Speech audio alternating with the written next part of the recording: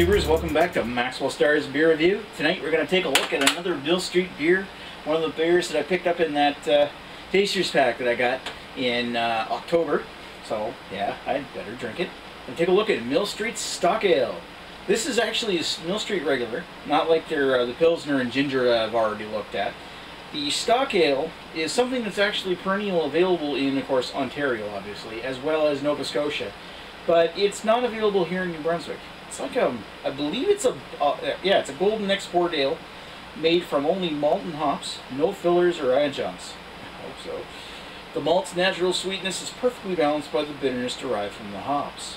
It's a 10% refund, 5% ABV. Comes in a clear bottle, which I've kept carefully shielded from light in my fridge. My fridge is starting to become overrun with beer, so I'm starting to clear through the ones that are sitting in there. Anyway, let's pop the top off of this particular brew and take a look. So it's got the standard gold with red labeled Mill Street cap on the top of it. It's a nice decorative clear bottle, and it's got this Mill Street Brewery embossing stamp right on the bottle neck itself. Actually, it looks really nice. Now, Mill Street's beers to me have been hit or miss. The tank house is awesome. Not really a whole lot of head there, maybe about half a finger, and it's bright white. Now, the tank house has been awesome. The traditional ginger's been eh. The Pilsner was horrible, and the lemon tea was okay. I gave it a pass. This one here, I've heard good things about this particular one. It came up with about a finger ahead, and then of course it's quickly gone, and you can actually see it right through the top. I mean, it's hard to show without any kind of anti-gravity system what the beer looks like directly on the top of the surface, but you have to take my word for it that right now it's got this little film of carbonation on the top, and it's quickly dissipating. But I mean, for a light ale, like a pale ale or a golden ale, it's kind of, you know, goes with the style. So, color-wise, very straw golden. It's very bright, almost pale. Very, very light in color. The only reason it's appearing a little hazy here is because I've got it cold. But it's got this kind of lightly brassy kind of color to it. It looks nice. Not a whole lot of carbonation in it. And maybe a little bit of sticking to the sides, but not a whole lot. Let's give it a sniff.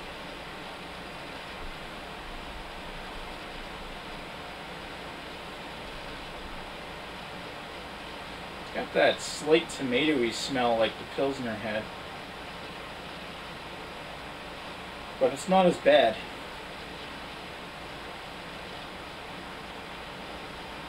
It's actually rather light and slightly sweet grain to it.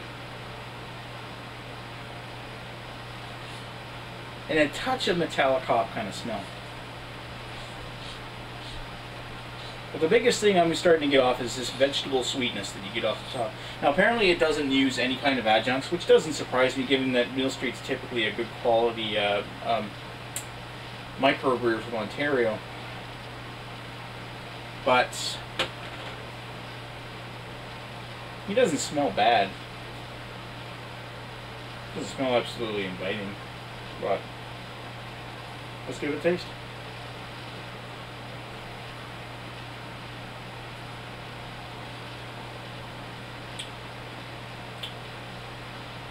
It's got this sweet malt and herbal hop taste.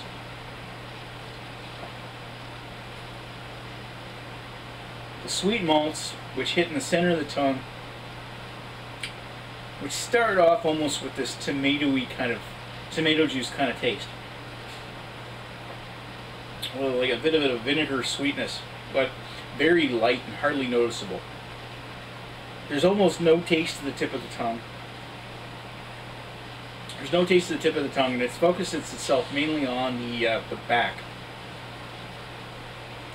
It leaves this mild, earthy kind of bitterness, and then, but it goes pretty quick, and it does finish dry. I mean, flavor-wise, it's a much lighter character taste than, what was it? their Pilsner was. That Pilsner was awful. But this is one I would actually venture out and say this is light and refreshing. And being that it's an ale, you'd kind of expect it to be kind of a little bit heavier than your light lager. I mean, this one does weigh a little bit more on it than a typical light lager, but this one here is actually still nice and light, and would definitely appeal to like your standard lager drinkers.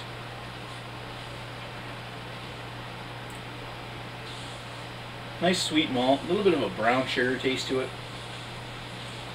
and I love how dry that finishes that back. I typically like a nice light dry beer. So refreshing. That's not bad.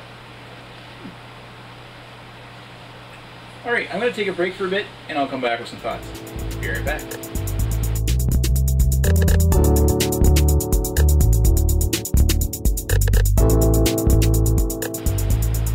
And we're back with Mill Street Stock Ale. So, what did I think about this particular beer? It's not bad. It's very light. This would definitely appeal to your lighter beer drinkers.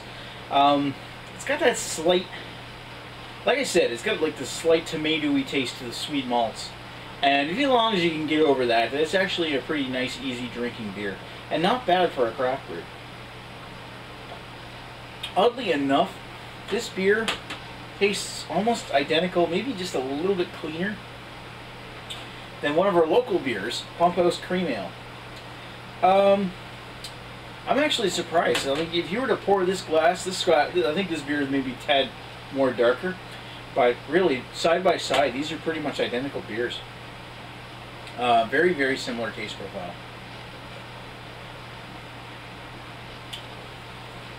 That said, I do find it a nice, easy drinking beer, but at the same time, it's really nothing special. I think it'll start to get like a little bit of a toffee note to it as it warmed up, but that's about it.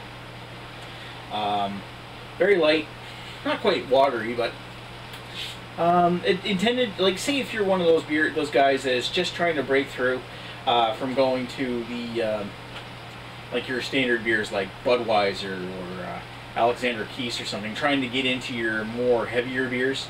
This is a beer for you to try. Like, if you wanted to start trying what Mill Street has to offer, this is actually a good starting point. I think this is a better starting point in the end than their organic lager, to be totally honest. As such, I'm going to give this a 3 out of 5. I do approve of it, but it's not what I would consider my favorite beer of all time, or my favorite beer from Mill Street in general. I think my favorite beer is, as the first time I ever drank a Mill Street beer, is their Pump House, sorry, their Tank House. Their Tank House. Yes, Pump House. Alright, so 3 out of 5 for Maxwell Starr. Thanks for watching Maxwell Starr's beer reviews, and we'll talk to you later. Bye.